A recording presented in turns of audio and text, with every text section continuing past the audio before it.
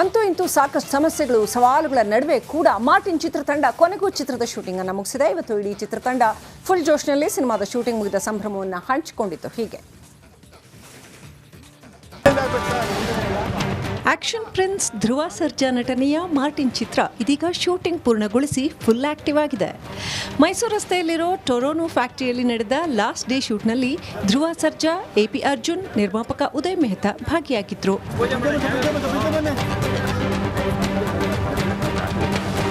Martin ಸಿನಿಮಾದ last day shoot ನೆರವೇರಿಸಿದ ಚಿತ್ರತಂಡ ಕುಂಬಳಕಾಯಿ ಹೊಡೆದು ಸಂಭ್ರಮಿಸಿತು.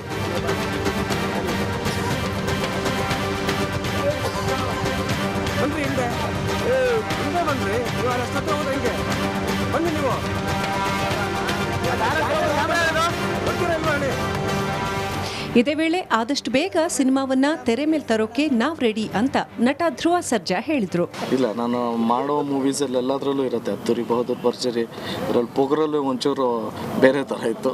ತಿರ್ಗಾ ಮಾರ್ಟಿನಲ್ಲಿ ಈಗ ಇದೆ, ಆ ಥರ ಡ್ಯೂಯೆಟ್ ಸಾಂಗ್ಸ್ ಎಲ್ಲ ಇದೆ.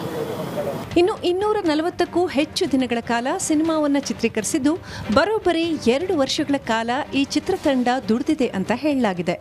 ಇನ್ನು ಲೋಕಸಭಾ ಎಲೆಕ್ಷನ್ ದಿನಾಂಕವನ್ನು ನೋಡಿಕೊಂಡು ನಂತರದ ದಿನಗಳಲ್ಲಿ ನಾವು ಸಿನಿಮಾನ ತೆರೆಗೆ ತರೋದಕ್ಕೆ ಪ್ಲಾನ್ ಮಾಡ್ತಾ ಇದ್ದೀವಿ ಅಂತ ಚಿತ್ರತಂಡ ಮಾಹಿತಿ ಹಂಚಿಕೊಂಡಿದೆ.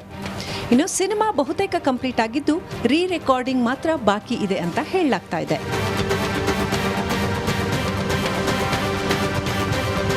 ಕಾಶ್ಮೀರದಲ್ಲಿ ಶೂಟಿಂಗ್ಗೆ ತೆರಳಿದ್ದ ವೇಳೆ ನಡೆದ ಅವಘಡದಿಂದ ಮಾರ್ಟಿನ್ ಚಿತ್ರತಂಡ ಸದ್ದು ಮಾಡಿತ್ತು. ಅದೇ ಘಟನೆಯನ್ನ ಮೆಲುಕು ಹಾಕಲಾಯಿತು. ಶ್ರೀನಗರ ಆ ಘಟನೆ ನಡೆಯೋಕ್ಕೆ ಆಕ್ಚುಲಿ ನಮ್ದು ಪ್ಲಾನಿಂಗ್ ಅಲ್ಲಿ ಇರಲಿಲ್ಲ. ಶ್ರೀನಗರ ಅನ್ನೋದು ನಾವಿಲ್ಲಿಂದ ಆ ಸಾಂಗ್ ನ ಪ್ಲಾನ್ ಮಾಡಿದಾಗ ಲೇ ಲಡಾಖ್ ಹೋಗ್ಬೇಕು ಅಂದ್ರೆ ಒಂದು 5-6 ಜಾಗಗಳನ್ನ ಇದು ಮಾಡಿದ್ವಿ. ಇನ್ನು ಆಗಸ್ಟ್ ತಿಂಗಳಲ್ಲಿ ಸಿನಿಮಾ ತೆರೆಗೆ ಬರೋ ಸಾಧ್ಯತೆ ಇದೆ ಅಂತ ಹೇಳಲಾಗ್ತಾ ಇದೆ. Ajay Kumar, crime bureau, republic Kannada, Bengaluru.